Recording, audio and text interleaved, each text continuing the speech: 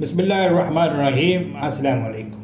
اللہ تعالیٰ نے جس طرح اپنے پیارے حبیب صلی اللہ علیہ وسلم کو کثیر معجزات سے نوازا بلکہ معجزہ بنا کر بھیجا، اسی طرح آپ صلی اللہ علیہ وسلم کے نواسے امام حسین رضی اللہ تعالیٰ عنہ کو بھی بے شمار کرامات سے نوازا تھا، جن کا ظہور میدان کربلا میں بھی ہوا، جہاں آپ رضی اللہ تعالیٰ عنہ 50 سال سے زائد عمر ہونے کے باوجود شجاعت و بہادری کے ساتھ میدان کربلا میں دشمنان اہل بیت سے جنگ کرتے رہے۔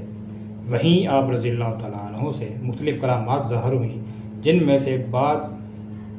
سے بعض کا تذکرہ آج کی اس ویڈیو میں ہم کریں گے۔ دوستو، جب امام علی مقام حضرت امام حسین رضی اللہ تعالیٰ عنہ مسلمانوں کے درمیان خطبہ ارشاد فرما رہے تھے، خیموں کی حفاظت کے لیے خندق میں لگائی گئی آگ کو دیکھ کر ایک بد زبان یزیدی مالک بن عروہ گھوڑا دوڑاتا ہوا سامنے آیا اور کہنے لگا، اے حسین، تم نے وہاں کی آگ سے پہلے یہیں آگ لگا لی ہے؟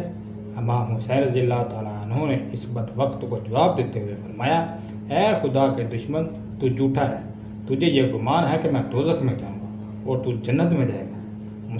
مسلمانوں کی جنگ میں حضرت مسلم بن افسجہ رضی اللہ تعالیٰ عنہ کو مالک بن عروہ کے یہ کلامات بہت ناپسند لگے، تو انہوں نے امام علی مقام حضرت امام حسین رضی اللہ تعالیٰ عنہ سے اس بد زبان کے منہ پر تیر مارنے کی اجازت طلب کی۔ دوستو، امام حسین رضی اللہ تعالیٰ عنہ نے انہیں یہ کہہ کر فراموش کروا دیا کہ میری طرف سے جنگ کی ابتدا نہیں کی جائے گی۔ یہ کہہ کر آپ رضی اللہ تعالیٰ عنہ نے بارگاہ الہی میں اپنے دست مبارک پھیلائے اور عرض کیا کہ یا رب، عذاب نار سے قبل اسے دنیا میں آتش عذاب میں مبتلا فرما۔ آپ رضی اللہ تعالیٰ عنہ کا یہ کہنا تھا کہ اس بدبخت کے گھوڑے کا پاؤں ایک سوراخ میں گیا، جس کی وجہ سے وہ گھوڑے سے گر گیا اور اس کا پاؤں رکاب میں الجھ گیا۔ پھر گھوڑا اسے لے کر بھاگا اور آگ کے خندق میں ڈال دیا۔ اس پر امام حسین رضی اللہ تعالیٰ عنہ نے سجدہ شکر ادا کیا اور اللہ تبارک تعالیٰ کی حمد و ثنا بیان کرتے ہوئے بلند آواز سے دعا فرمائی، اے اللہ، ہم تیرے حبیب صلی اللہ علیہ وسلم کے گھر والے اور اولاد ہیں، ہم پر ظلم کرنے والوں کے ساتھ انصاف فرما۔ اسی دوران دشمنوں کی صف سے ابن شیط نامی شخص نے کہا کہ آپ کو پیغمبر اسلام صلی اللہ علیہ وسلم سے کیا نسبت ہے؟ اس کی بے ادبی کی وجہ سے امام حسین رضی اللہ تعالیٰ عنہ کو کافی تکلیف پہنچی اور وہ بارگاہ الہی میں عرض گزار ہوئے، اے اللہ، ابن شیط نے میرے نسب پر جرح کی ہے اور یہ مجھے تیرے پیارے حبیب صلی اللہ علیہ وسلم کا بیٹا تسلیم نہیں کرتا۔ اے اللہ، اس بد زبان کو فوری عذاب میں گرفتار فرما۔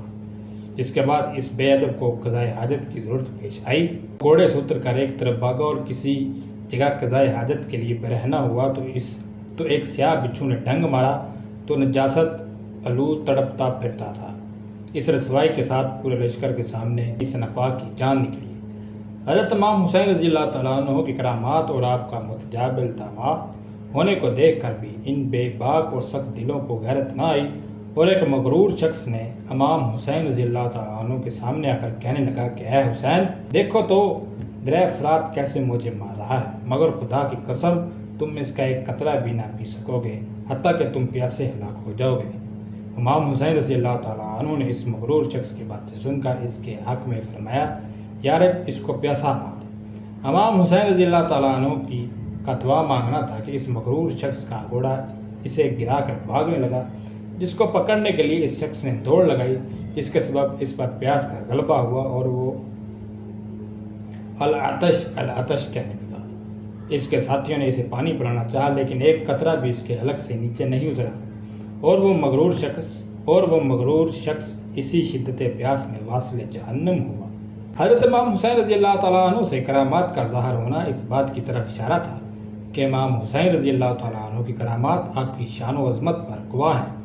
نیز دشمنان اہل بیت کو یہ بتانا تھا کہ دیکھ لو کہ جو ایسا مستجاب الدعویٰ ہو، اس کے مقابلے میں آنا اللہ پاک سے جنگ کرنا ہے، لہٰذا اس معاملے میں اللہ تعالیٰ سے ڈرو۔ مگر ان بے باک لوگوں نے دنیاوی منصب پانے کے لیے حسین ابن علی رضی اللہ تعالیٰ عنہ کو شہید کر ڈالا، جس کی سزا انہیں دنیا میں بھی ملی، اور ان واقعات سے یہ بھی معلوم ہوا کہ آل رسول کی اللہ پاک کی بارگاہ میں کیسی قدر و منزلت ہے۔